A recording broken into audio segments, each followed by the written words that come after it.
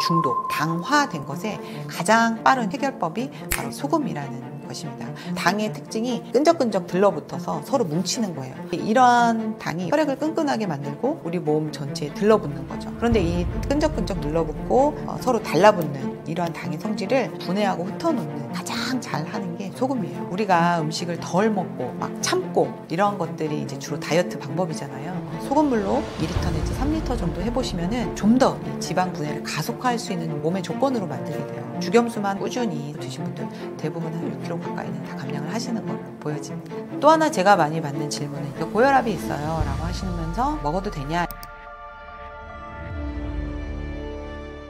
안녕하세요. 떠먹여주는 TV 구독자 여러분 반갑습니다. 저는 현재 강남 이로운 약국을 통해서 음식을 처방하고 있는 약사로 활동하고 또 대한식단코칭협회에서 음식치유 강의랑 또 지도자 양성 이런 것들을 하고 있는 푸드닥터 황혜연 약사라고 합니다.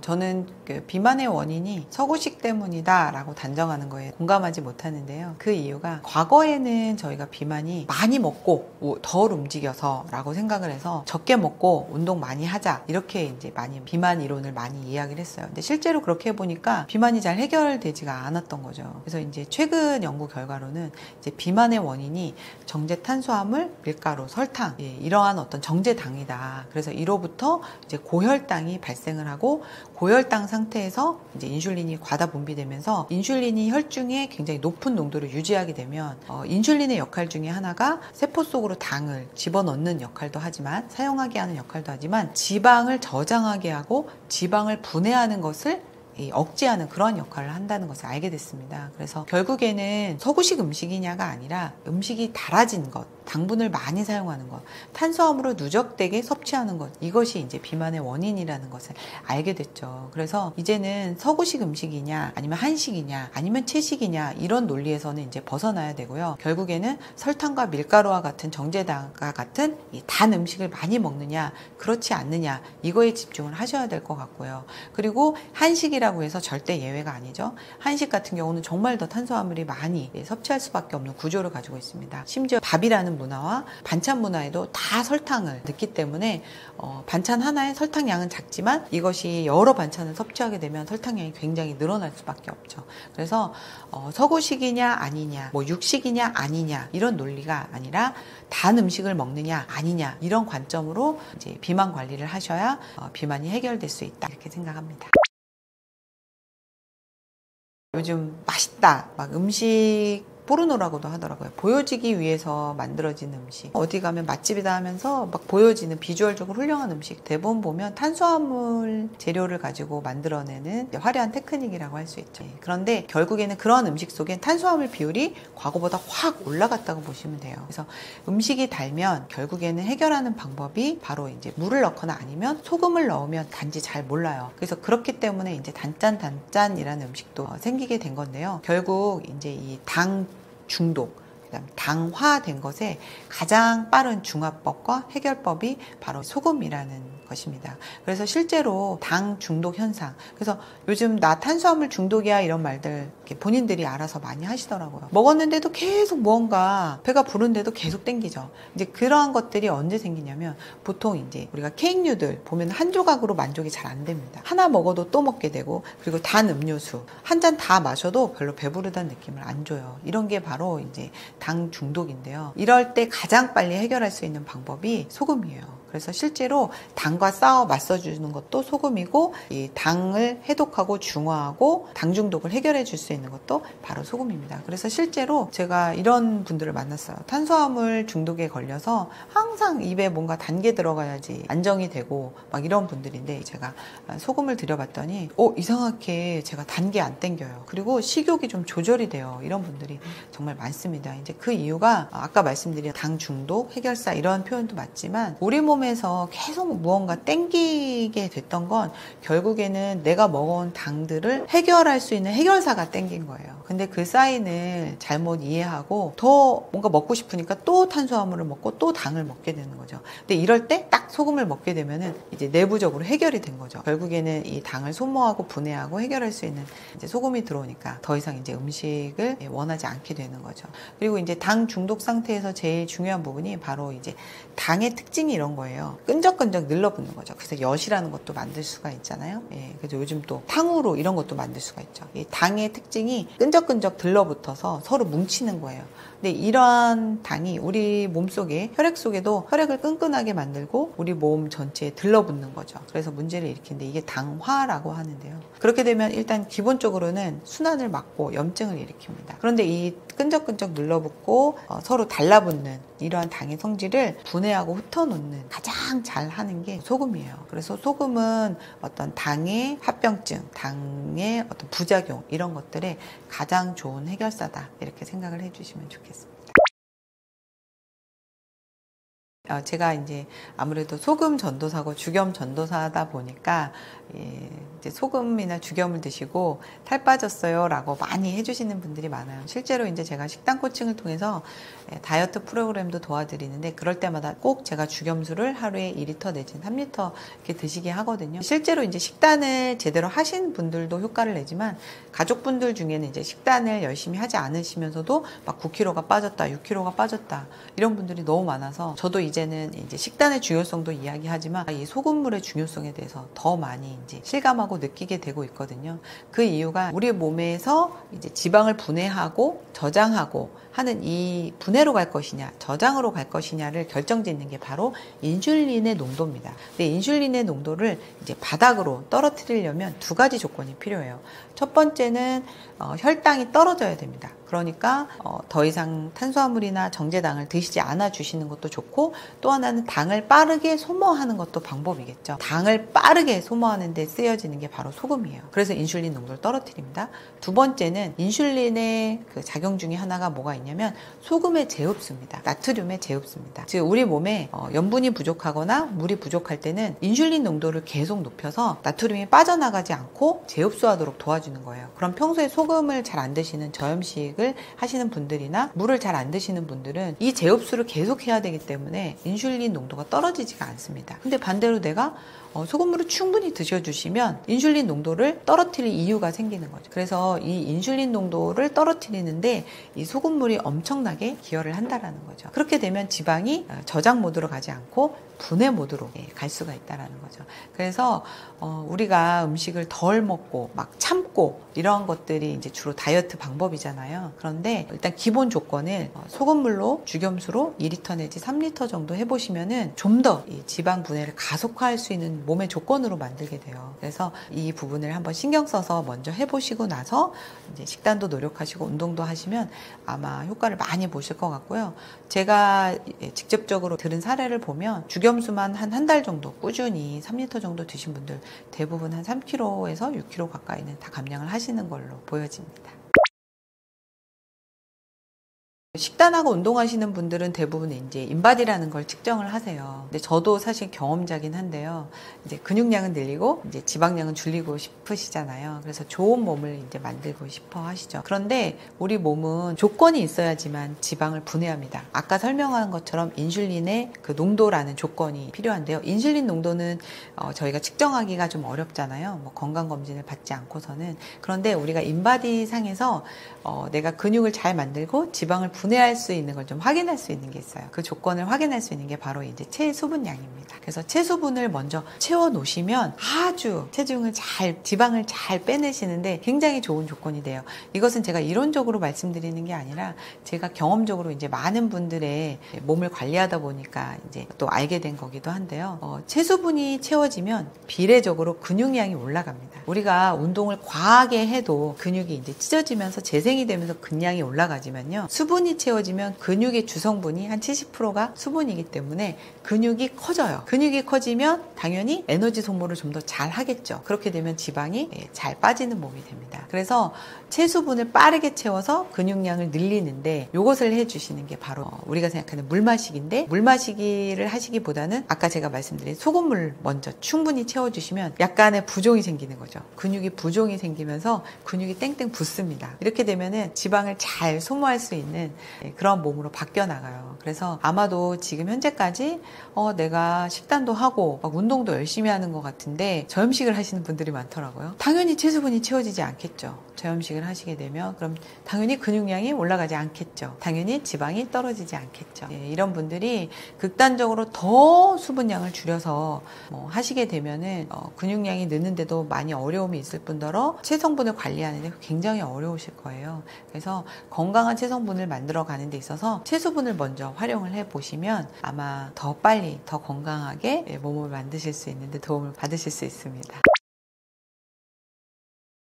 일단 소금 섭취할 때 이제 제가 많이 받는 질문으로 정리를 해서 말씀을 드릴게요. 얼마만큼의 농도로 얼마만큼 먹느냐, 이 질문을 제일 많이 받습니다. 제가 주로 많이 말씀드리는 게 물 500ml에 소금 3g 정도 이렇게 많이 추천드려요. 그렇게 하면 한 0.6% 정도 되잖아요. 저희가 병원 가면 링거를 맞잖아요. 링거가 0.9%예요. 그러니까 0.6% 정도의 소금물은 누구나 이제 편안하게 마실 수가 있는 거죠. 그리고 0.9%의 링거를 맞을 때는 환자분들이 주로 병원 가서 링거를 맞는데 환자도 맞을 수 있는 정도의 염도니까 먹는 건 당연히 0.6% 누구나 편안하게 드실 수가 있죠. 그런데 이제 양이 중요하겠죠. 이걸 몇 병을 마실 거냐. 0.6%의 소금물 500ml를 하루에 저는 만약에 좀 체중 감량을 하고 싶다 하면은 최소한 3리터를 드시는 걸 권해드립니다. 그러면 소금의 총량이 한 18g 정도가 될 거예요. 그런데 이제 간혹 이렇게 가이드를 해드리면 평소에 수분 섭취가 안 되어 있거나 또 체액의 삼투압이 0.9%가 망가져 있거나 저염식을 하신 분들 같은 경우는 굉장히 심각한 부종이 옵니다. 그래서 제가 이런 분을 봤어요. 하루에 커피 7잔 마셔요. 저는 물을 안 마셔요. 이런 분들 같은 경우는 아침에 눈도 못 떠요. 그래서 그런 분들은 처음부터 18g을 드시게 하지 않고요. 그런 분들은 한 2리터, 그리고 3g보단 한 2g 정도, 그래서 하루에 10g 내외로 드셔보시고 이때 부종이 생기면 하루 정도 쉬어주세요. 그러면 알아서 빠져나갑니다. 부종이 없다 그러면 이제 10g에서 11g, 12g 이렇게 차차 늘려가서 18g까지는 충분히 드실 수 있으니까 늘려주시면 됩니다. 이 소금의 배출 능력은 사람마다 다 달라요. 그런데 이게 고정값은 아니에요. 그래서 훈련하면서 차츰차츰 늘리면 얼마든지 드셔내실 수가 있어요. 그래서 하루에 나트륨 배출량은 보통 1600g이라고 할 정도로 굉장히 많습니다. 그런데 개인차가 있기 때문에 조금씩 드시면서 이제 내 몸의 반응을 보면서 늘려주시면 될 것 같고요. 저는 건강인들은 누구나 하루에 충분히 드실 수 있다고 생각하고 저는 하루에 20g 이상, 많이 먹을 땐 40g도 먹고 있으니까. 그리고 이제 이런 질문을 또 많이 하세요. 이제 밥을 먹을 때 들어오지 않느냐. 그러니까 제가 말씀드린 대로 추가로 18g 드셔도 이제 식사로 10g 정도 드시는 거는 전혀 문제가 없습니다. 그런데 이제 각자의 소금의 총량은 제가 계산해 드릴 수가 없잖아요. 결국에는 이제 부종이나 두통 이런 것들을 보면서 내 소금의 배출량이 이 정도구나 라는 걸 보시면서 줄이기도 하고 늘리기도 하시면 될 것 같고요. 또 하나 제가 많이 받는 질문은 이제 혈압인 분들이죠. 그래서 고혈압이 있어요 라고 하시면서 먹어도 되냐 이런 질문을 많이 하시는데 혈압은 혈액순환이 안 되기 때문에 압력을 올리는 거예요. 그래서 순환장애가 원인입니다. 결국 물과 소금이 부족해서 오는 거죠. 소금은 우리 인체에서 가장 잘 혈액을 뚫고 나가는, 혈액을 끌고 다니면서 전신에 전달하는 전달자라고 생각을 하시면 돼요. 그렇기 때문에 우리 몸이 맹물이 아니라 소금물로 되어 있거든요. 순환을 잘 시키기 위해서. 그래서 내가 혈압이 있다는 건 평소에 소금 부족과 물 부족이 있다는 얘기예요. 그래서 이런 분들이 오히려 두려워하실 게 아니라 평소에 조금씩 소금과 물을 드시는데, 이런 분들이 당연히 평소에 소금과 물을 안 드셨기 때문에 어때요? 부종이나 두통 또는 혈압이 일시적으로 상승할 수 있습니다. 바로 소금의 배출 능력이 떨어져 있기 때문이죠. 그래서 일시적으로 약간 상승이 될 수는 있지만 꾸준히 꾸준히 훈련을 하시면서 빼내는 능력을 키워나가시면 오히려 혈압약을 뗄 수 있는 계기가 될 수도 있어요. 그래서 저는 항상 소금이 가장 좋은 혈압약이라고 말씀을 드리거든요. 다만 그것을 어떻게 훈련하고 먹어내느냐, 이게 중요하고요. 실제로 제가 많은 분들의 혈압을 또 소금물로 끊어드리기도 하고 그렇게 하고 있으니까요. 각자에 맞는 소금량을 찾으시고 편안하게 조절해 나가시면, 우리가 달리기를 처음부터 뭐 10km, 20km 달릴 수 없는 것처럼 매일 5km씩 달리면서 6km, 7km 늘려 나가는 것처럼 소금도 그렇게 훈련하면서 배출량은 충분히 늘려 나갈 수 있다, 이렇게 생각해 주시면 될 것 같습니다. 그 노인의 당뇨는 젊은이의 당뇨와는 좀 다른 시각과 접근이 필요하다고 생각을 해요. 왜냐면 젊은이들 같은 경우는 물론 다는 아니지만 대체적으로 체격도 좋으시고 소화력도 좋으시고 뭘 잘 드시고 이런 분들이 많습니다. 그래서 이런 경우에는 이제 먹는 음식에서 원인을 찾아야 돼요. 그래서 대부분 가공식품 많이 드신다든지 인스턴트, 또 음료수를 많이 드세요. 또 술, 그리고 액상 과당, 뭐 밀가루 음식, 그리고 과식 많이 드시는 거죠. 이런 것들이 주 원인입니다. 즉 원인을 내 안이 아닌 외부에서 찾아야 된다는 거죠. 근데 노인의 이제 당뇨는 좀 다릅니다. 제가 한 65세 이상 노인분들의 당뇨인분들을 만나보면요, 그분들은 대부분 체격이 없으세요. 그리고 식사도 잘 못하시고 굉장히 소화력도 없으시고, 이제 이런 분들 같은 경우는 그분이 드시는 음식에서 외부에서 답을 찾기보다는 이분의 신체 조건에서 이미 당뇨가 발생된다고 보시면 돼요. 그래서 그런 분들 같은 경우는 근육이 없다든지, 아니면 여성분들은 특히 이제 폐경을 했다든지, 아니면 탈수가 굉장히 진행이 많이 됐다든지, 아니면 체액이 굉장히 산성화가 됐다든지, 아니면 간 기능이 떨어졌다든지, 아니면 췌장이 굉장히 지쳐서 노화가 됐다든지, 이런 것들이 원인이 될 수 있습니다. 그래서 이 젊은이들 같은 경우는 대부분 외부에서 그 원인을 찾기 때문에 이제 음식을 제한을 하는 거죠. 예를 들어서 고탄수화물 물질, 정제당, 또 과식을 제한하고 소식을 이제 하도록 하고, 또 채식 위주의 식단, 뭐 이런 것들이 도움이 될 수가 있습니다. 그런데 이제 노인분들은 이런 식단을 제한을 하면 오히려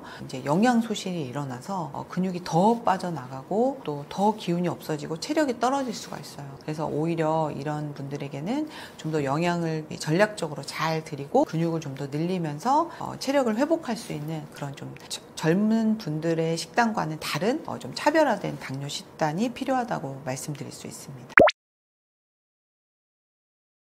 당뇨 환자분들에게 권할 수 있는 음식은 제가 좀 두 가지 방향으로 좀 말씀을 드릴게요. 첫 번째는 이제 약처럼, 주식은 아니고요, 약처럼 매일 드실 수 있는 음식, 약, 그런 걸 좀 소개를 해드릴 텐데, 첫 번째는 주겸입니다. 주겸은 당뇨는 당 중독 상태라고 할 수가 있죠. 왜냐면 우리 몸의 혈액 속의 당이라는 건 굉장히 소중한 자원이잖아요. 우리가 일부러 그 소중한 당을 소변으로 빼낸다는 거는 정상적인 상황은 아니거든요. 중독 상황이기 때문에 이게 위험하다고 느껴져서 버리는 거거든요. 근데 이러한 중독 상황을 해결할 때는 우리가 뭐가 필요하죠?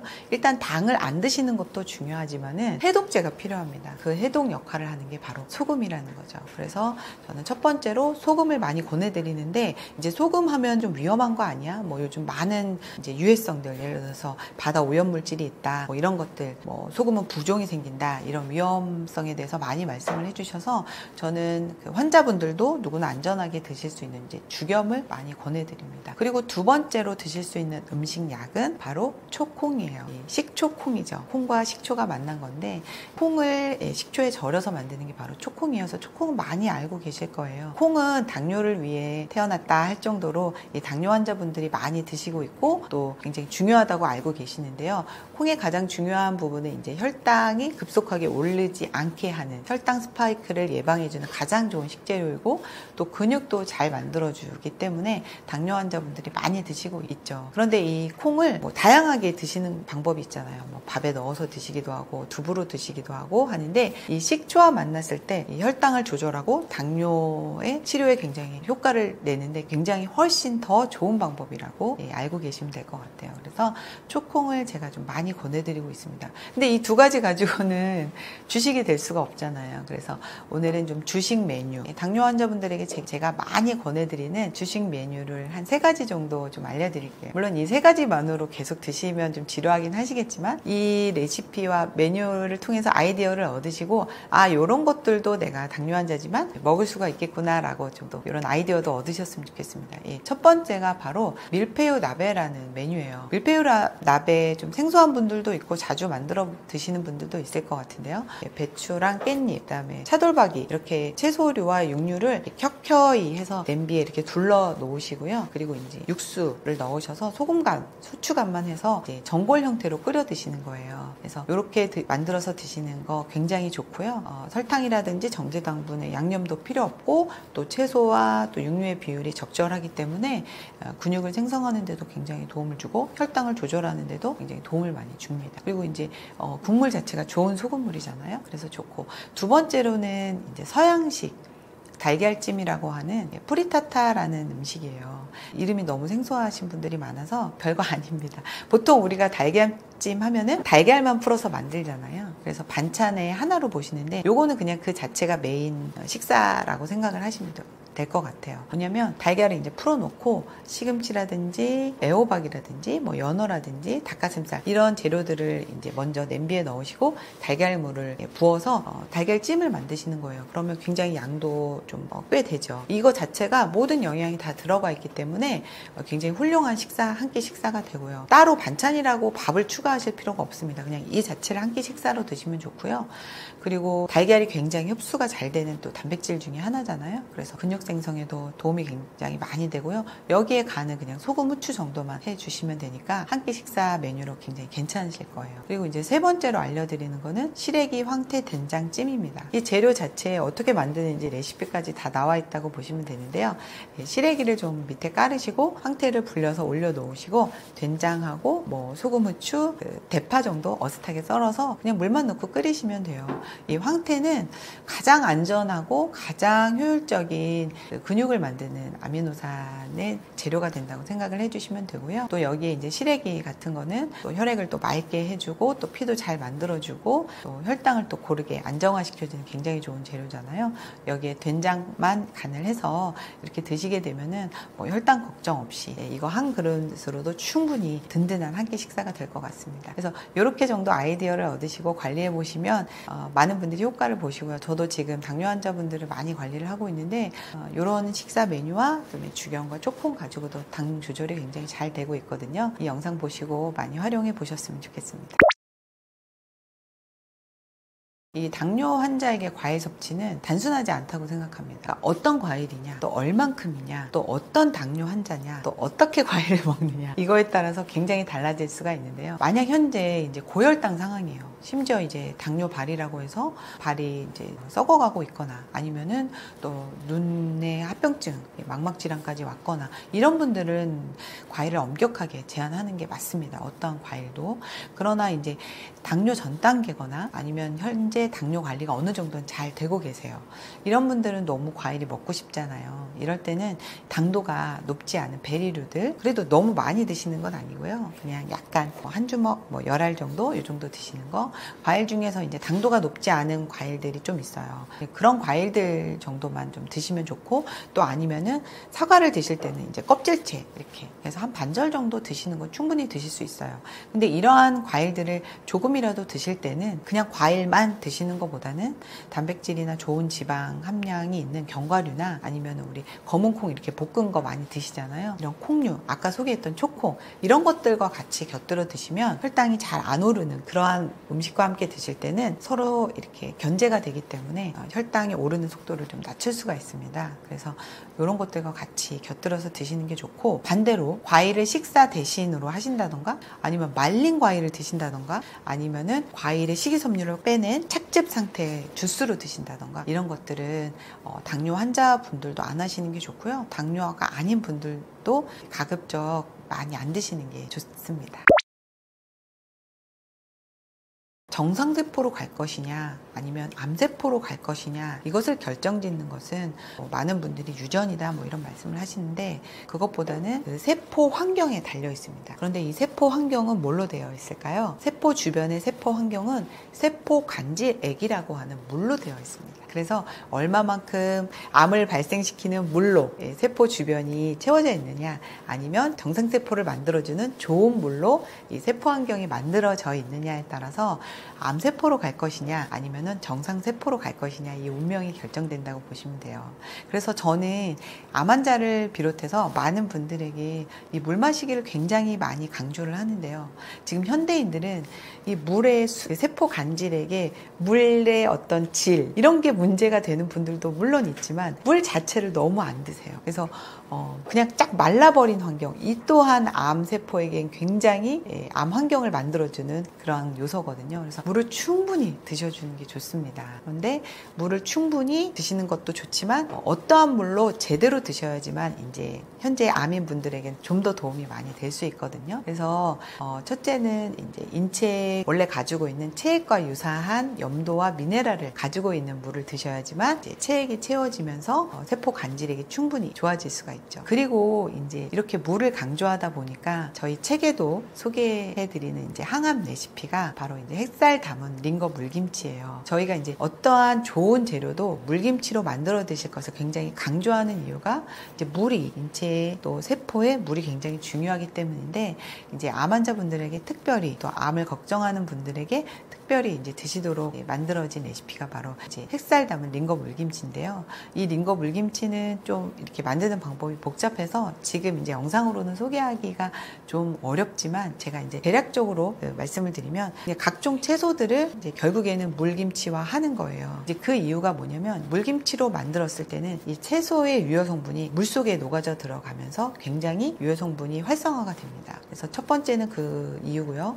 두 번째는 김치로 만들었을 때는 유익 미생물이 굉장히 많이 발생을 해요. 그리고 미생물들이 채소를 분해 흡수를 하면서 더 우리 인체에서 흡수하기 좋은 형태로 만들어주죠. 그리고 물김치를 드시게 되면 제가 말씀드린 인체의 어떤 친화적인 그러한 염분과 미네랄이 이제 들어있는 체액을 채울 수 있는 좋은 물이 되는 거죠. 그리고 또 하나는 체액이 굉장히 산성화가 될 때 정상세포가 암세포로 많이 만들어지게 되는데, 체액을 알칼리성으로 잘 만들어주는 그런 역할도 하고요. 또 채소의 항산화 물질이 물김치 국물 속에 잘 스며들면서 좀 더 흡수하기 쉬운 상태, 유익한 점들이 굉장히 많습니다. 그래서 이 링거 물김치로 꾸준히 드시게 되면 암세포의 환경을 정상으로 만들어주면서 더 이상 암세포가 생성되지 않도록 도와주고요. 기존에 있는 암세포들이 사멸될 수 있게 이렇게도 만들어줍니다. 그래서 실제로 이 레시피만으로도 많은 암 환자분들이 도움을 굉장히 많이 받았던 그러한 물김치이기 때문에 책을 보시고 좀 많은 분들이 만들어 드셨으면 좋겠다, 이런 생각이 들고요. 만약에 책을 구입하시기 좀 어려우신 분들 같은 경우는 내가 현재 건강에 좋은 재료라고 생각하는 것들 많잖아요. 뭐 케일이라든지 브로콜리라든지 또 양배추라든지 이렇게 항암 채소라고 생각하시는 재료들을 꼭 물김치를 해서 섭취를 해 보시면 좀 더 치료하시는 데 많은 도움이 되실 거라고 생각을 해서 알려드립니다. 네, 저희 푸드닥터가 굉장히 이제 검정 음식을 많이 강조를 많이 합니다. 그 중에 하나가 이제 해조류인데요. 이 검정 음식, 해조류 보면 이제 대부분 파랗다부터 굉장히 검잖아요. 이 검은색은 우리 음양오행에서도 수, 물을 의미하죠. 제가 아까부터 계속 말씀드린 게 물 마시기가 중요하다고 말씀을 드려서, 이 검정 음식에서는 이 수의 기운, 물의 기운을 좀 받아낼 수가 있는 거죠. 그런 부분에서 굉장히 또 유익하고, 또 하나는 이 해조류들, 미역, 파래, 김, 뭐 톳, 이런 것들은 이제 제가 모든 암 환자들 그리고 건강을 추구하는 분들에게 늘 강조하는 음식들인데요. 이러한 식재료들을 잘 들여다보면 실제로 검은색이 아니에요. 초록색이 아주 중첩이 되고 누적이 돼서 만들어진 검정이거든요. 우리가 바닷물도 원래는 파랗지만 아주 깊은 바닷물을 보면 검정색으로 보이는 것처럼, 그래서 결국에는 이 검정 음식의 핵심은 초록인 거죠. 즉 엽록소라는 겁니다. 있습니다. 해조류들은 바다 밑 깊숙한 곳에 살고 있잖아요. 그러다 보니까 햇빛을 받기가 어렵습니다. 그래서 햇빛을 굉장히 저장하려고 애를 쓰다 보니까 엽록소들이 더 많이, 햇빛을 저장하기 위한 수단으로 엽록소들이 더 많이 생겨져서 검정색을 띠고 있는 거거든요. 이러한 그 해조류들의 엽록소들은요, 혈액에 누적된 독소들을 해독하는 데 굉장히 도움을 주고요. 또 하나는 체액이 산성화된 것을 알칼리화 하는 데도 도움을 주고요. 또 조혈, 그러니까 피를 잘 만들어주는데도 굉장히 도움을 줍니다. 그리고 정상세포가 분열을 촉진하는데도 굉장히 도움을 많이 주고요. 그리고 마지막으로 장 점막세포를 정상화하는데도 도움을 많이 줍니다. 그래서 이러한 엽록소가 풍부한 해조류들은 결국에는 이제 암세포를 정상세포로 만들어주고 또 암세포 사멸에도 굉장히 도움을 주는 항암 대표 식품이다, 이렇게 생각하시면 좋을 것 같습니다. 잠을 못 자면 치매가 걸린다, 뭐 이런 생각을 좀 해보신 분들도 있지만 또 안 해보신 분들도 많으실 거예요. 내가 잠 못 자서 억울한데 치매까지 온다고? 이렇게 생각하실 수도 있는데, 먼저 좀 치매에 대한 얘기를, 정의를 좀 더 먼저 해드릴게요. 치매는 우리가 기억을 하고 사고를 하는 그러한 부분, 뇌의 그러한 부분 기능이 손상된 이 질병이 바로 치매라고 할 수 있습니다. 근데 우리가 뇌에 물리적인 충격을 받아도 이제 뇌가 손상이 되지만 잠을 못 자도, 좀 하루 이틀이 아니라 지속적으로 잠을 못 자도 치매 위험에 노출될 수 있습니다. 그 이유가 뭐냐면은, 우리가 잠을 자는 동안에는 뇌의 청소 시스템이라고 하는 글리프 시스템이 작동이 돼요. 그때 우리가 치매 유발 물질인 베타 아밀로이드나 타우 단백질 같은 뇌의 독성 물질들이 청소가 되고 배출이 됩니다. 근데 잠을 지속적으로 못 자게 되면 이런 뇌의 독성 물질들이 청소가 제대로 되지 않게 되는 거죠. 그렇게 되면 뇌에 이런 물질들이 축적이 돼서 뇌 손상을 일으킨다, 이렇게 생각해 주시면 될 것 같고요. 그리고 또 한 가지는, 우리가 예전에는 이 잠의 중요성을 잘 모를 때는 시험 공부를 막 밤새도록 하면은 시험을 잘 보고 잠을 줄여서라도 막 공부를 해야 된다, 뭐 이런 얘기들이 있었지만 요즘은 안 그렇잖아요. 잠의 중요성에 대해서 이야기할 때 오히려 잠을 잘 자는 학생들이 또 공부도 잘한다, 이런 얘기를 이미 많은 분들이 알고 있어요. 그 이유가 잠을 잘 때 우리가 기억 장치가 활성화가 된다는 거예요. 우리가 낮 동안에 많은 정보들을 받아들이잖아요. 눈으로도 보고 귀로도 듣고 또 맛도 보고 다양하게 온감을 통해서 많은 정보들이 들어오는데, 그 중에서 이제 우리가 꼭 기억해야 될 것들을 기억 장치에 저장하고 또 그렇지 않은 것들을 버리는 걸 잠을 자는 동안에 해요. 근데 우리가 잠을 제대로 못 자면은 이 기억을 저장하는 일을 제대로 할 수가 없는 거죠. 그래서 잠을 지속적으로 못 자는 불면증 환자분들의 경우는 이런 그 기억하는 활동들이 점차적으로 기능이 떨어지게 되면서 단기 기억력 장애라든지 이게 나아가서는 치매 유발 위험을 높일 수가 있습니다. 나이 드는 것도 억울한데 불면증까지 온다, 너무 억울하죠, 그죠? 근데 실질적으로 이제 저도 많은 환자분들을 상담을 하는데, 연세가 드신 분들이 주로 이제 불면증을 많이 호소를 해요. 어떻게 보면 자연스러운 현상일 수도 있죠. 왜냐하면 우리가 잠을 잘 자고 죽음에 이를 수는 없으니까 점점 더 잠을 못 자면서 이제 죽음까지 가는 거라고도 보실 수는 있어요. 그러나 이제 어떤 분들은 같은 나이에서도 잠을 잘 주무시는 분들도 있고, 잠을 잘 못 주무시는 분들도 있거든요. 이제 이런 어떤 노인의 불면증에 대해서는 여러 가지의 의견들이 있습니다. 뭐냐면 뭐 노화 자체다, 뭐 이런 분들도 있고, 또 하나는 호르몬 부족이다, 뭐 아니면은 뭐 근육이 없어서다, 아니면 간 기능이 떨어져서다, 아니면 심장 기능, 아니면 뭐 여러 가지 대사 기능, 뭐 이런 것들이 떨어져서다라고 하는데, 그러한 것들이 귀결돼서 하나의 원인으로 지목되는 게 바로 뇌의 혈액 부족과 수분 부족이라고 할 수 있어요. 그 이유가 뭐냐면, 우리 몸은 이 70%가 수분으로 되어 있잖아요. 그런데 태어나서는 한 80% 정도 된다고 합니다. 그러니까 아가들은 너무 잘 자는 거예요. 근데 나이를 들어가면서 우리가 수분을 점점 잃어가요. 그래서 죽기 전에는 50% 이하가 되면 이제 사망에 이른다고 합니다. 그런데 우리의 이 신체적인 부분에서의 수분 부족도, 탈수도 진행이 되지만 뇌도 마찬가지라는 거죠. 그래서 꾸준히 뇌의 건조와 이 탈수가 시작되면서 잠을 못 자게 되는 아주 원인이 되는 거거든요. 그렇다 보니까 이제 어떤 분들은 잠을 좀 잘 자고 동일한 연세에서도 또 노인분들 중에는 또 잠을 또 아예 못 자는 분, 또 잠을 잘 자는 분 이렇게 좀 나눠져 있어요. 왜냐하면 동일한 연령대에도 평소에 이제 체수분 관리, 또 혈액 관리, 또 이 심장으로부터 뇌로 올려주는 어떤 혈액 순환이 잘 되는 분들, 이런 분들 같은 경우는 같은 동일한 나이대에서도 잠을 잘 주무시는 경우가 있긴 합니다.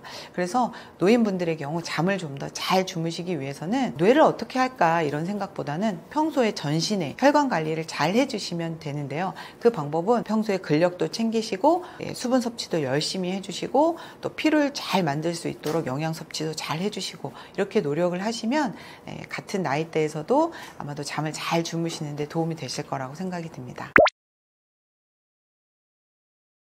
불면증 환자들을 제가 자주 만나고 있는데요. 사실은 저도 심각한 불면증 환자였잖아요. 그래서 이제 꼭 했으면 좋겠다라고 하는 꿀팁을 말씀을 드리면은 아까도 제가 말씀드렸지만 불면증은 이 뇌의 문제라기보다는 전신의 혈관 근육의 문제다라고 말씀을 드렸어요. 그래서 잠은 결국에는 전신의 건강 종합 점수가 양호해야지만 받는 선물이에요. 그러니까 뇌 건강 따르고 내 육체 건강 따르고 이렇지 않거든요. 그래서 그러면 나의 건강 점수를 어디서 확인할 수 있느냐? 요즘 이렇게 뭐 건강 검진도 비싼 돈 주고 받으시지만은 가정용 인바디라고 있습니다. 인바디를 이렇게 들여다 보시면 아주 많은 유익한 정보들을 좀 보실 수가 있는데요. 그 중에 하나가 체수분량과 근육량이에요. 인바디의 이 체수분량과 근육량을 보시면 내가 체수분이 어느 정도 있고 또 혈액량이 대략 어느 정도 부족하냐 아니면 충분하냐 이런 것도 보실 수가 있고요. 그리고 근육이 굉장히 발달한 분들 같은 경우에는 순환이 당연히 잘 되겠죠. 근육이 많은데도 불구하고 혈액순환이 잘 안 된다. 이거는 있을 수가 없는 거거든요. 그래서 근육량과 체수분량을 이렇게 좀 보시면은 아마도 이제 현재 나의 건강 상태를 좀 확인을 하실 수가 있어요. 데이터로. 그리고 또 하나는 이제 내가 열심히 운동을 하고 뭔가 순환에 도움되는 것들을 많이 하고 있고 물도 열심히 먹고 있지만 현재 내가 하고 있는 노력이 얼마만큼 실효성이 있느냐 이 부분도 계속 확인해 나가면서 조금씩 점수를 올려가는 게 중요하거든요. 인바디에 보면 또 인바디 점수라는 총점이 있습니다. 그래서 오늘 내가 점수가 뭐 70점이다 하면 열심히 운동하시고 수분 잘 챙겨 드시고 노력을 하셔서 조금씩 점수를 올려가다 보면 또 잠도 더 잘 잘 수 있는 몸으로 되지 않을까 이렇게 생각이 드립니다. 수면제의 부작용은 정말 수면제가 잘 듣기 때문입니다. 그 이야기가 뭐냐면 정말 너무나도 효과가 좋아요. 그래서 너무나도 중독이 되는 거죠. 정말 한 번만 먹고 안 먹어야지 라고 생각하시면서 처음에 이제 수면제를 드시는 분들도 나중에는 결국에는 이제 중독에 빠지게 됩니다. 왜냐면 그렇게 애를 써도 안 오던 잠이 너무 쉽게 와버리니까 이 수면제의 늪에서 도저히 헤어나올 수가 없는 거죠. 그래서 저는 어떻게든 수면제 시작을 안 하게 해드리려고 굉장히 노력을 하고 또 현재 이제 수면제를 좀 드시는 분들도 아직은 중독성이나 내성이 발생하기 전에 빨리 이제 끊으실 수 있도록 많은 도움을 드리고 있는데요. 그리고 두 번째 이제 수면제의 가장 중요한 부분 이제 부작용 중에서 말씀드리고 싶은 거는 수면제 자체가 잠을 더 못 자는 몸으로 만든다는 거예요. 그 이유가 뭐냐면 이 수면제는 작은 굉장히 대부분 보면 알약이 작거든요. 작은 알약 하나가 우리 몸에 수분을 엄청 많이 뺍니다. 제가 수분 섭취를 굉장히 중요하게 말씀을 드리는데 탈수를 어마어마하게 일으키고요. 또 하나는 행복 호르몬이라는 세로토닌과 잠을 자게 하는 숙면 호르몬인 멜라토닌을 만들 수 있는 영양소를 많이 소실시킨다는 거예요. 그렇게 되면 먹으면 먹을수록 수면제를 장기간 먹으면 먹을수록 세로토닌을 만드는데도 어려워지고 멜라토닌을 만드는데도 어려워집니다. 그렇게 되면 행복 호르몬이 없으니까 기분이 늘 우울해지고 나아가서는 우울증도 올 수 있고요. 또 낮에 만들어진 세로토닌을 가지고 밤에는 멜라토닌이라는 수면 호르몬을 만드는데 낮에 행복하지가 않으니까 밤에 또 잠이 안 오는 거예요. 그래서 서로 어떤 나쁜 악순환을 하게 되는 거죠. 행복해야 잠이 오는 이게 선순환인데 불행하면서 잠이 안 오고 잠이 안 오니까 또 불행해지고 이런 악순환을 하게 되기 때문에 한번 수면제라는 늪에 빠지게 되면 영원히 이제 헤어나올 수 없고 스스로는 절대 잠을 잘 수 없는 몸이 된다는 거죠. 그리고 두 번째는 아까도 제가 말씀드린 그 뇌의 그 청소 시스템, 글리프 시스템이 수면제를 먹고 자는 잠에는 잘 작동을 하지 않아요. 그래서 대부분 수면제만 오래 드셔도 치매의 위험에 다 노출이 되고요. 많은 분들이 수면제 드시면서 이제 말씀하시는 게 기억력에 문제가 많이 온다. 그리고 여러 가지 종합적인 사고 판단이 굉장히 어려워진다, 이런 말씀을 많이 하거든요. 그래서 나중에 나이가 들어서 치매가 오는 건 두 번째고, 이 사고 기능과 인지 기능이라든지 이런 부분, 기억력 부분들이 굉장히 많이 손상이 됩니다. 그래서 이러한 부작용 때문이라도 수면제 선택을 최대한 안 하셨으면 좋겠습니다.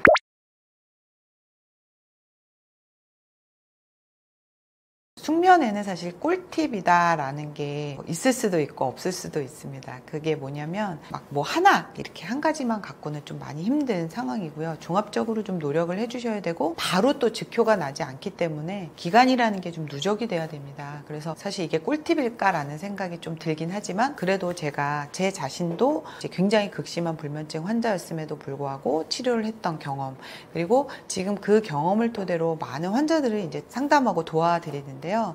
제가 그렇게 이제 수면제를 극복하고 이제 잠을 잘 자는 몸으로 갈 수 있었던 여러 가지 방법들을 좀 오늘 소개를 좀 해드리려고 합니다. 한 3가지 정도로 요약을 할 수가 있는데요. 첫 번째는 수면 인지 행동 치료라는 걸 좀 알려드리고 싶은데요. 네, 그 중에서도 여러 가지가 있는데 오늘은 좀 몇 가지 아주 핵심적인 것만 알려드릴게요. 그 중에 하나가 이제 첫 번째는 졸리기 전에는 절대로 잠을 청하지 말아라. 이 얘기가 뭐냐면, 보통 잠을 못 주무시는 분들이 뭐 한 2, 3시쯤에 잠이 들더라고 해도 한 9시부터 누워 계세요. 이건 별로 좋은 행동이 아니에요. 오히려 한 2시쯤 만약에 잔다 그러면 그 시간에 임박해서, 아니면은 그 시간 살짝 지났을 때가 잠을 청하는 게 훨씬 도움이 됩니다. 그리고 두 번째는 낮잠을 안 주무시는 거는 다 기본으로 알고 계시잖아요. 근데 낮에 그냥 이렇게 눈을 감는 것조차도 별로 안 좋습니다. 우리 인체는 눈을 감는 것도 잠으로 이렇게 그냥 간주해 버릴 때가 있거든요. 그래서 낮에는 최대한 눈을 감거나 낮잠은 절대 안 주무시는 게 좋고요. 그리고 세 번째는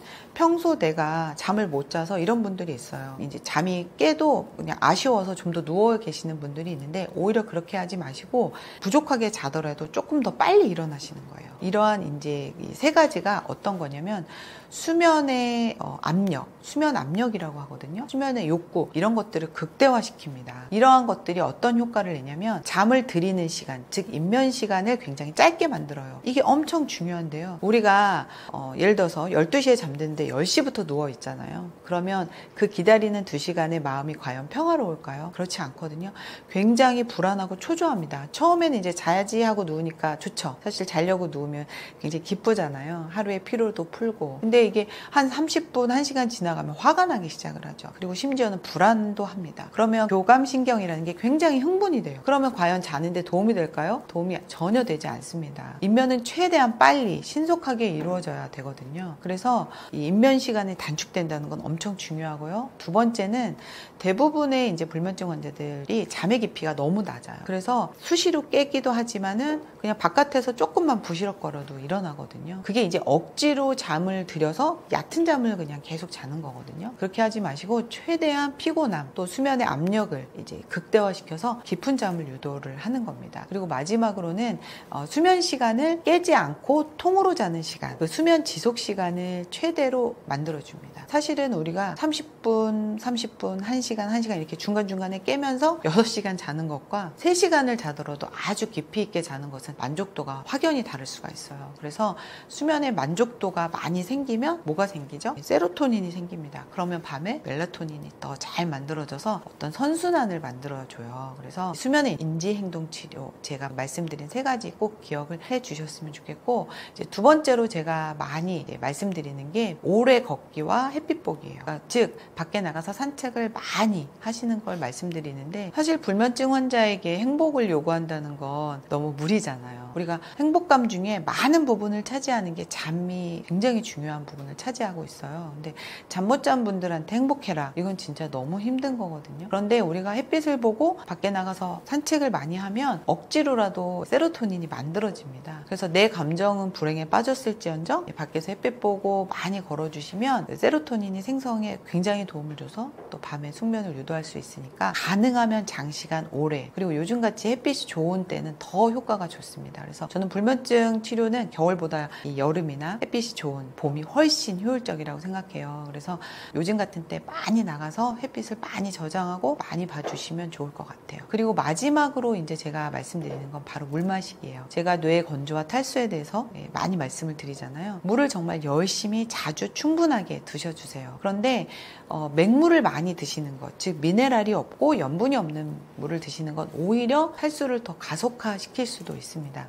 그 이야기는 뭐냐면 우리가 먹는 물은 만약에 아무 미네랄이나 염분이 없는 물을 마신다고 해도 이 밖으로 나가는 물, 즉 소변으로 나가거나 땀으로 나가거나 우리 몸 밖으로 배출하는 물들은 다 미네랄과 염분을 가지고 있는 물들이에요. 그렇게 되면 우리 몸속 내부의 미네랄과 이 염분의 농도가 점점 희석될 수가 있잖아요. 그것을 방지하기 위해서 우리가 가지고 있는 총 수분량을 줄입니다. 결국 탈수가 더 가속화된다는 거죠. 그걸 방지하기 위해서는 우리 인체의 미네랄과 굉장히 유사한 어떤 미네랄 조성을 가진 물, 그리고 일정량의 염분, 체액과 유사한 염분을 가진 소금물을 드시는 게 좋고요. 그리고 물을 또 제가 많이 드시라고 했더니 그냥 뭐 자기 전에 막 입막해서 많이 드신다던가 한꺼번에 많이 드셔서 뭐 탈이 나게 한다던가 뭐 신장이 안 좋아서 걱정을 하시는 분들이 있더라고요. 물 드시는 가장 좋은 방법은 시간대별로 시간 나눠서 입을 적신다는 느낌으로 자주 드셔주시는 게 좋아요. 한꺼번에 다량의 물을 마시는 거는 당연히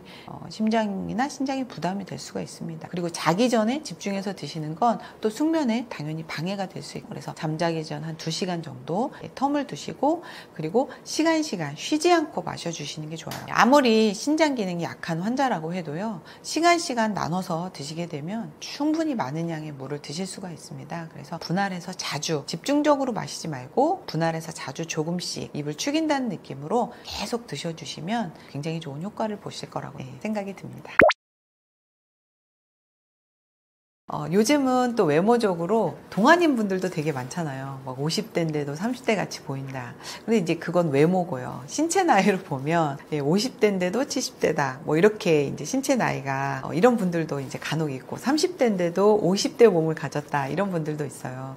그래서 신체 나이의 부분에서만큼은 지금은 사실 저속 노화보다는 가속 노화가 진행되고 있는 것은 사실입니다. 근데 그러면 나는 지금 노화가 된 건가? 아니면 젊은가? 좀 기준이 애매할 수 있을 것 같아요. 그래서 제가 젊음의 기준을 먼저 좀 정의를 한번 해보겠습니다. 젊음의 3대 조건이라고 제가 좀 만들어 봤는데요. 첫 번째는 매일 의존하는 약이 없으셔야 됩니다. 그리고 두 번째는 신체 활동에 제약이 없어야 됩니다. 그러니까 가령 뭐 요즘은 왜 거북목이라고 해서 목 부분에도 젊은 분들이 많이 호소하시는 분들도 있고, 또 무릎이 아파서 나는 등산을 못 가, 아니면 뭐 어디 계단을 못 올라, 이런 분들도 있죠. 그리고 세 번째는 건강 염려증이 없는 겁니다.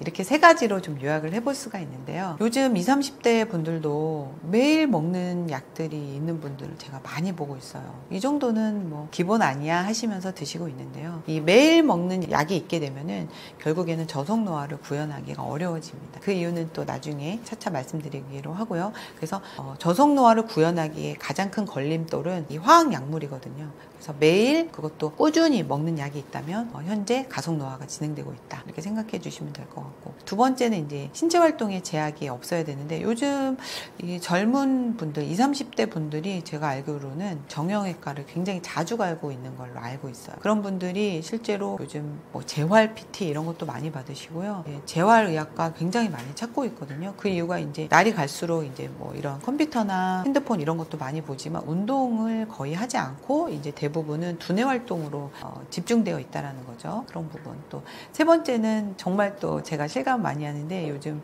20, 30대 분들에게 건강 상담을 많이 하고 있습니다. 지금 현재는 괜찮은데 나중에 이제 건강이 너무 걱정된다고 이렇게 하시는 분들도 있고, 또 5, 60대 건강 염려증은 어떤 거냐면, 부모님들 80대, 90대 부모님들을 많이 케어를 하고 있다 보니까 치매라든지 다양한 어떤 노인성 질환을 보시면서 굉장히 염려들을 많이 하세요. 내가 과연 저 나이가 됐을 때 누구의 돌봄 없이 신체 활동을 할 수 있느냐, 이런 걱정. 그래서 이 이 세 가지를 다 나는 젊음의 조건 3대 무죠. 이 세 가지가 없다면 저는 이제 저속 노화가 구현이 되고 있는 거고, 이 나이에 비해서 이 세 가지가 있다면 저는 가속 노화가 진행되고 있지 않나 이렇게 생각이 드는데, 이러한 가속 노화가 환경적인 부분에서도 물론 기여하는 바가 크죠. 예전보다는 환경이 굉장히 나빠졌으니까. 그런데 저는 환경이 만약에 원인이라고 생각을 한다면 제가 하는 식단 코칭이나 이 음식 치료로 저속노화가 구현이 안 될 건데, 음식에 굉장히 많은 원인이 있기 때문에 음식만 바꿔도 굉장히 젊어지는 분들을 많이 만나고 있거든요. 그래서 저는 이러한 가속노화는 대부분 우리가 인스턴트나 가공식품, 정제 탄수화물, 또 물을 많이 먹지 않는 습관, 많은 약물들, 액상과당을 포함한 음료수들, 술, 이런 먹는 것에서 기인을 한다고 볼 수 있습니다. 그래서 이 음식만 제대로 잘 드셔도 가속노화를 막고 저속노화를 구현할 수 있다, 그렇게 생각합니다. 건강한 식습관인 줄 알았는데 알고 보니 그렇지 않다. 제가 좀 몇 가지 예를 들어서 말씀을 좀 드리고 싶은 게 있어요. 왜냐면 많은 분들이 이렇게 드시는 게 건강한 줄 알고 많이 챙겨 드시고 있거든요. 근데 실질적으로 도움이 되지 않는 식습관들이 참 많아요. 그래서 오늘은 이제 세 가지를 소개를 해드리려고 하는데, 첫 번째가 잡곡밥입니다. 많은 분들이 잡곡이나 현미, 통곡물을 좀 건강 식단으로 많이 챙겨서 드시는데, 이러한 통곡물들이 실제로 이제 식물 입장에서 보면 씨앗이잖아요. 씨앗은 그만큼 식물 입장에서 소중하니까 이 씨앗을 보호하는 어떤 항영양소가 굉장히 많이 강력하게 집중되어 있는 것이 씨앗이에요. 그렇다 보니까 실제로 위장 기능이 약하고 소화력이 약한 분들 같은 경우는 잡곡밥이라든지 통곡식을 제대로 소화하기가 어려운 분들이 많습니다. 근데 이런 분들이 계속 이제 건강하니까 이 음식을 챙겨 먹게 되면 이제 음식만 먹어도, 밥만 먹어도 그냥 피로하고 지치게 되죠. 그리고 하루 종일 이제 소화불량으로 시달리게 되죠. 그리고 이 자체도 이제 우리 몸에는 굉장한 에너지와 효소 손실인데, 소화가 잘 되지 못할 경우에는 이제 이 음식이 소화가 잘 되지 못하면 소화분해 흡수가 잘 안 돼서 그냥 그렇구나 라는 게 아니라 우리 몸에 독소로 작용을 하게 됩니다. 그래서 오히려 건강을 해칠 수가 있다라는 거죠. 그리고 이런 음식을 제대로 소화 못했을 때는 이제 가스 같은 게 이제 많이 발생을 해요. 그 얘기는 장내 유해균보다는 유해균들이 많이 발생할 확률도 있다라는 거죠. 그래서 득보다는 실이 많을 수도 있는 식습관이다, 개인에 따라서는. 그래서 만약에 내가 통곡식 식사를 하고 오히려 효과를 많이 못 보고 밥만 먹으면 식곤증이 오고 가스가 많이 차고 혈액이 항상 부족하고 빈혈에 시달리고 이런 분들은 쌀밥은 조금 식사가 어렵잖아요. 어떤 흰쌀밥을 드시기엔 조금 불안한 마음도 있으니까 한 5분 도미 정도의 채소나 해조류들을 같이 넣어서 채소밥을 해서 드시면 굉장히 안전하게 또 드실 수가 있고, 또 하나는 반찬을 따로 하지 않아도 여기에 밥 안에 모든 영양소가 같이 들어가기 때문에 굉장히 좋은 방법이거든요. 채소밥을 알려드리니까 많은 분들이 너무 고마워하셨어요. 그래서 너무 편리하다고. 그래서 채소밥을 좀 활용을 해보시면 좋을 것 같고, 두 번째로 제가 이제 말씀드리고 싶은 게, 한식이면 다 건강하다, 이런 인식이 진짜 저는 위험하다고 생각합니다. 실제로 이제 한식은 반찬 문화와 메인 디시, 그리고 밥, 국, 이런 식으로 구성이 되게 돼 있는데, 요즘 한식의 레시피들은 전부 다 당연시하게 설탕을 넣는 게 마치 국룰인 것처럼 되어 있어요. 그렇게 되면 밥에서 이미 탄수화물 과다가 오는데 그 반찬에 모든 설탕이 중첩이 돼 버리는 거죠. 그리고 심지어 메인 디시에도 또 그렇게 설탕이 추가가 되고, 제가 최근에 이제 한정식을 한번 갔다 온 적이 있는데,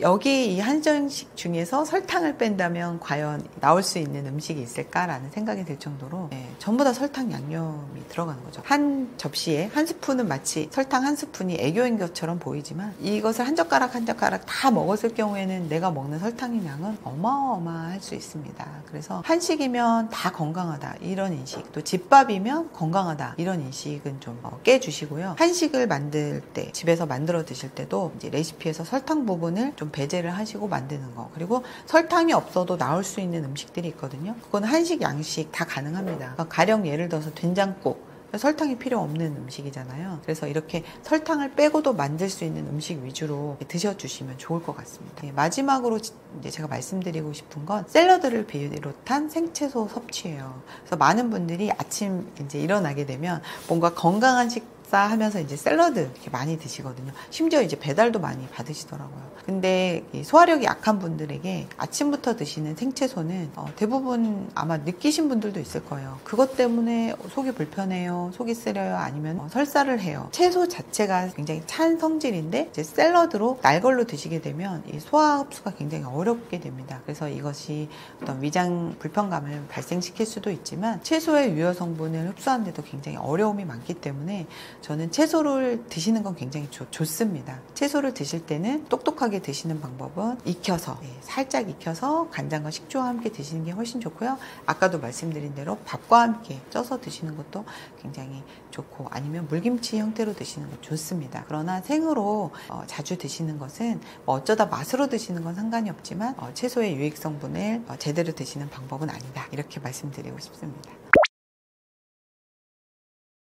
80대에도 40대 뇌를 갖는 분들도 간혹 있겠죠. 그리고 또 반대로 40대에 80대 뇌를 갖는 분들도 있을 거고, 결국에는 이렇게 어떻게 보면 근본적인 실질적인 신체 나이가 어디서 이제 결정이 되느냐, 그걸 좀 봐야 될 것 같은데요. 이런 저성노화의 이제 가장 중요한 포인트는 바로 인체 내 수분 양에 결정된다고 볼 수 있습니다. 그래서 우리가 태어나서는 한 80%의 수분을 갖고 태어나지만 나이가 들어가면서 50% 이하가 되면서 이제 죽음에 이르게 되는데, 결국 80대, 40대의 뇌를 갖는다는 건 뇌에 충분한 혈액과 수분이 있다는 얘기거든요. 실제로 이제 노인의 뇌를 안을 들여다보면 젊은이의 뇌와 차이점은 바로 그 안에 있는 혈액과 수분의 차이거든요. 그래서 결국 젊음과 노화를 구분짓는 가장 중요한 기준은 바로 체수분량에 결정된다고 해도 과언이 아닐 것입니다. 그런데 체수분은 단순히 물만 많이 드신다고 해서 늘리는 게 해결이 되지 않습니다. 이러한 함수 능력, 수분 충전 능력은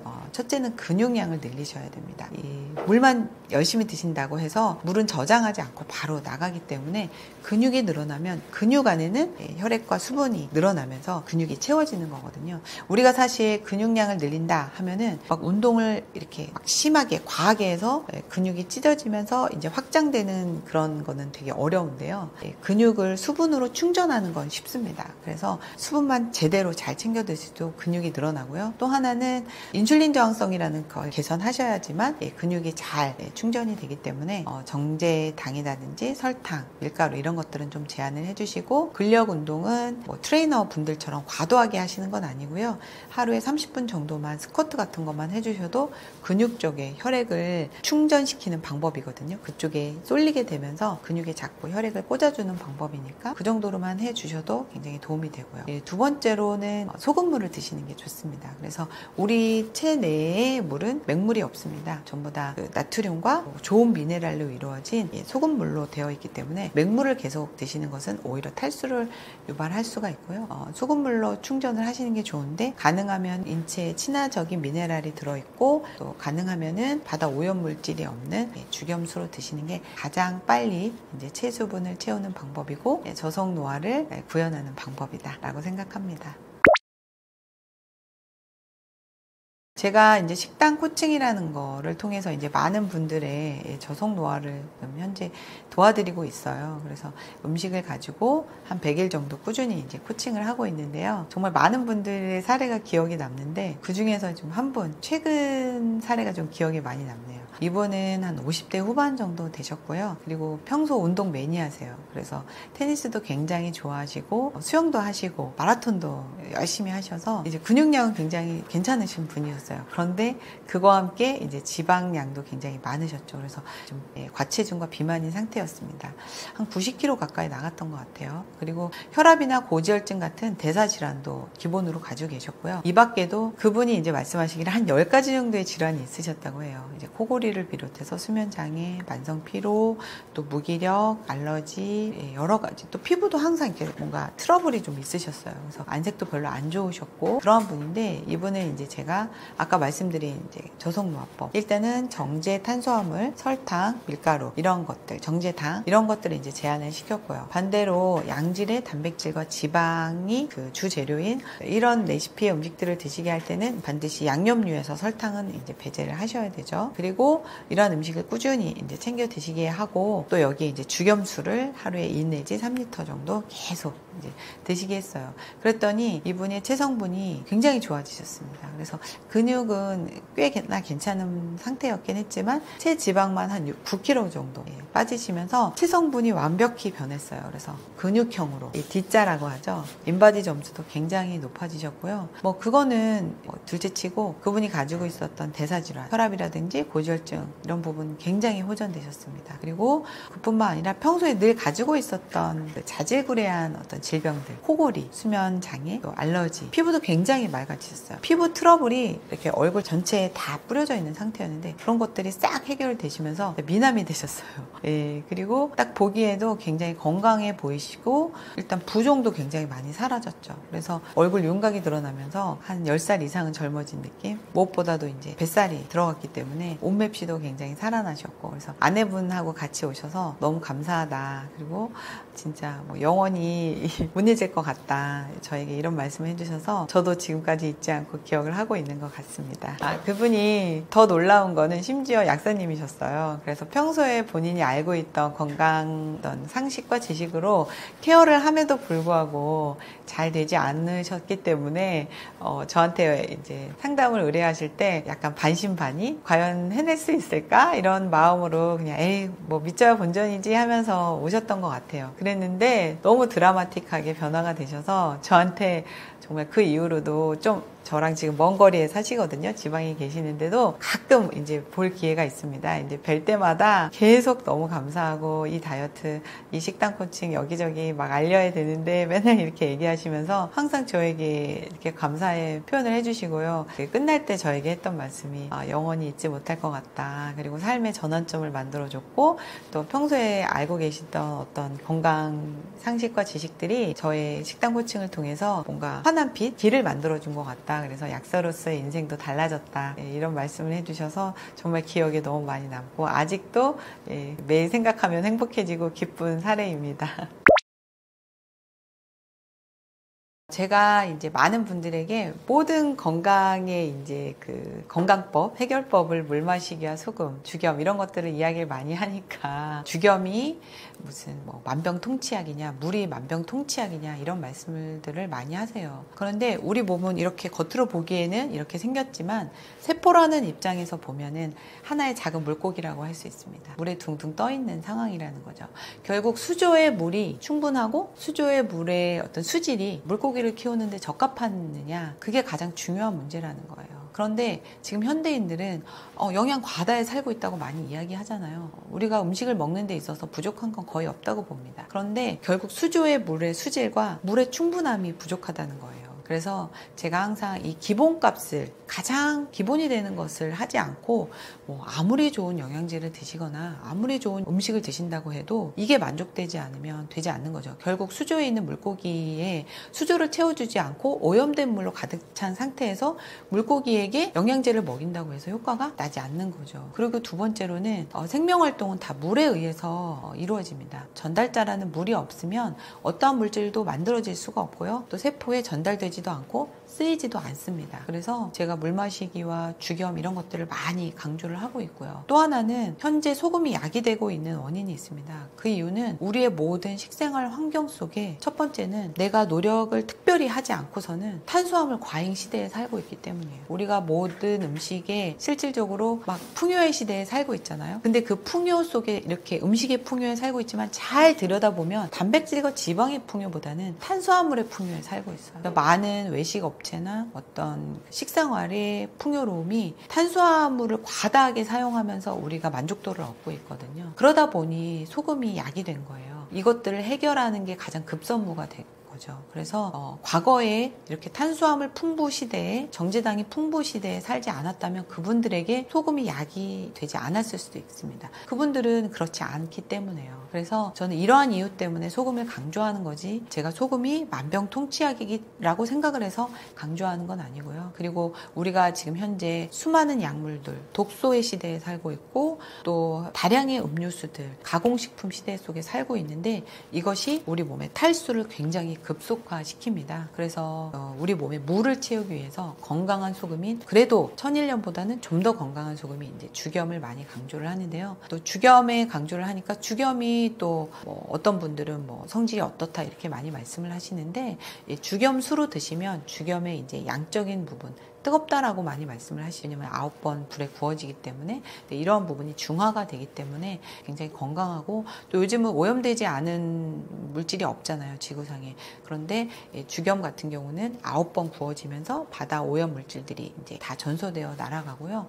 또 하나는 이제 소금이 부종을 일으키거나 나트륨의 과다가 오지 않냐 이런 불안을 많이 호소를 하시는데 죽염은 대나무 속에 9번 천일염을 넣으면서 구워질 때마다 대나무는 사라져요. 또 새로운 대나무 속에 죽염을 넣고 그래서 9번 대나무가 죽염 속으로 스며들어갑니다. 그래서 사실은 소금이라고 하기에는 좀 어렵고요. 죽염이라고 하는 거죠. 대나무 소금이라고 할 수 있습니다. 그래서 단순히 소금이 아니라 채소와 이 소금이 결합된 상태이기 때문에 소금의 어떤 유해성, 소금이 가질 수 있는 어떤 지나친 뭐 부종이나 뭐 이런 부분들을 잘 해소할 수 있는 부분을 대나무에서 또 받고 있고요. 또 인체에 굉장히 유익한 작용을 하는 셀레늄이라든지 유황이라든지 게르마늄과 같은 어디서도 얻어낼 수 없는 귀한 미네랄들을 동시에 얻어낼 수 있는 재료이기 때문에 제가 강조하는 것이지 다른 이유 때문에 제가 죽염이 만병통치약이다, 소금이 만병통치약이다 이렇게 말씀드리는 것은 아닙니다. 그래서 이러한 좋은 어떤 죽염의 성질 또 소금의 성질을 이용해서 한번 많은 분들이 이 우리 몸 자체의 기본값을 정상화시키는 걸 해보면 그렇게 많은 영양제가 필요가 없거든요. 그래서 저도 약사지만 사실 영양제를 많이 권해드리지 않고요. 이런 물과 죽염 그리고 음식만 가지고도 굉장히 난치성 환자들을 많이 고쳐드리고 있어요. 그래서 제 경험을 토대로 말씀을 드리는 거니까 또 이 영상을 보시고 많은 분들이 도움을 받으셨으면 좋겠습니다.